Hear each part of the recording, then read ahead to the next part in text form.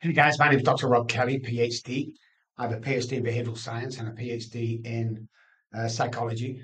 And the reason I do what I do today and the reason why we do it so aggressively and so very well is I suffered from alcoholism and I like drugs as well. So my alcoholic journey was crazy for me, end up homeless. I was on the streets for just over a year, about 14 months, due to that. And at the time, nobody could help me because nobody knew about addiction, alcoholism, childhood trauma, all the stuff we go through. Uh, and my alcoholism took off when I was 9 years old. I took my first drink. And it was kind of festering from then. I was on stage with a musical family playing the bass guitar. Didn't think anything of it. Didn't know there was alcoholism in the family. Nobody knew, nobody told me, that's for sure. So I grew up knowing that I liked drinking alcohol because of the way it made me feel, not because of the way it tasted or social. It was just the way it made me feel because I was a nervous child. As long as I could hide behind this guitar, I was okay on stage. But if you take the guitar away during the day or at school, I was a nervous child. I was also a bullied child. I got bullied quite a lot. So what I did, obviously, as the years go by, is I put myself in a position from bodybuilding and martial arts and boxing that I could never be bullied again. But the mental aspect, alcohol has 1% to do with alcohol, and the same with any other addiction in the world. It's not the problem.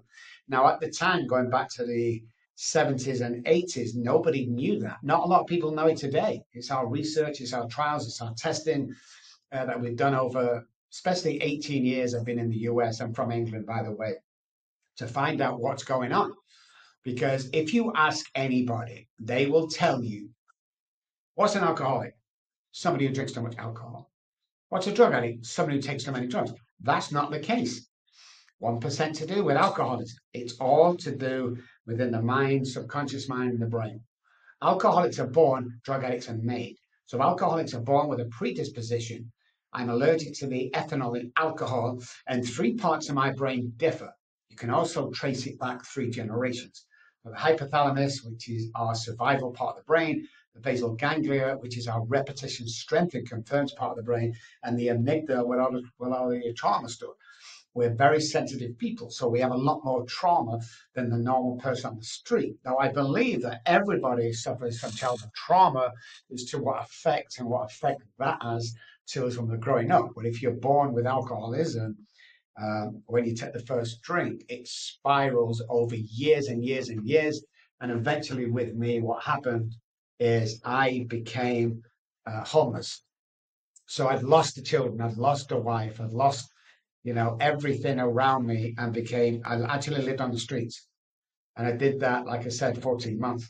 But during that time, with nobody understanding what I was going through, I swore to myself that if I ever got off the streets, I would spend the rest of my life finding out what this addiction and alcoholism is, why I split up my family and hurt so many people, and why nobody could help me or tell me. Like, you have this and it's causing this. Nobody knew. Alcoholism is the only self-diagnosed illness in the world. So when I go to my doctor and he says you're an alcoholic, that's not true. He might have an idea you might be, but it's not the alcohol. It's what happens when I put that substance inside my body. My body and brain and mind act differently to the guy who lives next door to me. Nobody knew that. So I wanted to delve in. And one of the reasons I'm still doing this today is the neuroscience over the last 10 years has started to change. And when we find out about the subconscious mind and the mind, it started to change. And I got really, really almost obsessed with finding out what's going on and why we do such things. We came up with a saying years ago, and that was anything less than nurturing as a child is child abuse. Because when we look at addicted and alcoholic people, we find out that something that happens over and over and over again, the basal ganglia will pick it up. So you can imagine a clock face. We drive a car, it's really hard at first, but after a few months, we can reverse down the driveway, waving to the wife, talking to mom, music on at the same time. Because it then becomes that working part of the mind when the basal ganglia picks it up. Like a pilot needs 10,000 hours in the air. before he can fly a commercial plane. It's the same thing with everything else. So if I'm going through somebody telling me most of the time that I'm a waste of time, I'm never going to amount to anything. I come from the projects. We were very poor, and that's the way it is. So going back from my generational tree, we find out that grandfather was the same, and his dad was the same, and generation to generation being settled with living on the projects and getting minimal pay, hourly paid jobs. That was most of my family did. We're expected to do that. Well, I didn't want to do it. I put most of that down to my alcoholic brain. Is I'm always searching for new things. I'm always searching for bigger and better things. And that's what I did. I researched.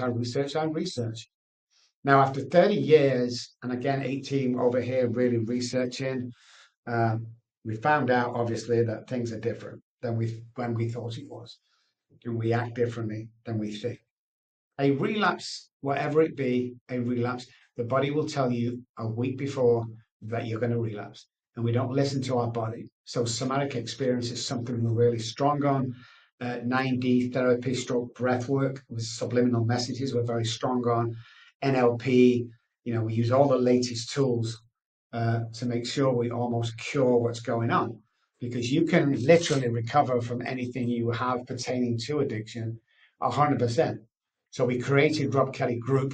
We have 5 offices around the world. I've written books. I'm on TV quite a lot. I speak to doctors, universities about addiction and alcoholism and what it is and how we can get over the other side, because alcoholism is one of the most misunderstood diseases. Again, Johnny round the corner, he drinks every day as an alcoholic. People tag them with that. That's not true. I knew people who drank more than me. I knew people that didn't get up in the morning, though, at 5 a.m. and need a drink. They were hungover from the night before and they'd go through the day as normal. I didn't do that. The minute I woke up, I needed alcohol. And the hypothalamus, that survival part of the brain that tells me to eat food and drink water from birth, what my hypothalamus did, and this is why it's a disease and we're born this way, is it turns around and tells me to drink alcohol only. That's why we can go days or weeks without food or water. It's alcohol only. And when the survival part of the brain is telling you to drink alcohol only, that's what we do. We completely do that, and everything else gets pushed to the back. So psychologically, we're doomed. There's more self-sabotage neural pathways than there is good neural pathways in alcoholics and addicts. So, and we carry the trauma and fear along with us. So if you've ever seen a deer being hit on the road but didn't die, just got hit by a car, you will see something really interesting that happens. The deer will jump up, and what it'll do next is very interesting. It shakes violently for about 5 seconds, and then it runs along and gets on with the day. Now, that deer has just shook off the trauma of being hit by the car. So he may cross the same road at the same time tomorrow and get hit by the same car. I mean, who knows? But he shook that trauma off. Human beings don't do that. Human beings hold on and hold on and hold on. And we're told, don't worry about that. Don't worry about this as a child. It's just the way it goes. And what happens as an adult pertains directly to what happened as a child, but you can't put it together. It doesn't seem that because this happened, I'm acting or behaving like this, but it does. It has a direct correlation of how we perform in our life today, whether that be relationships. And if there's a young girl growing up in a dysfunctional alcoholic family where there's violence, 7, 8, 9, 10, and she sees dad coming home most nights getting into a fist fight with mom, she believes that that's the way marriage is because nobody else is telling her different.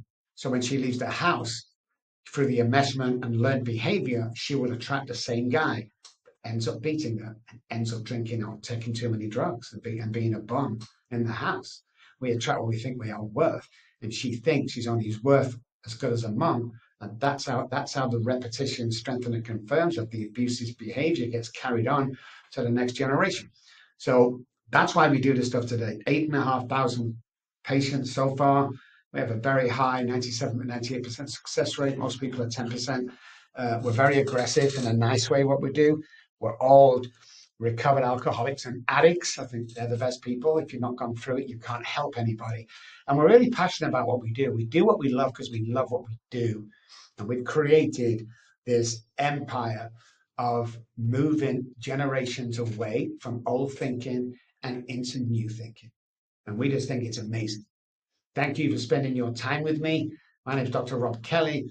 They call me the Addiction Doctor, also dealing with childhood trauma, depression, PTSD. Thank you for listening.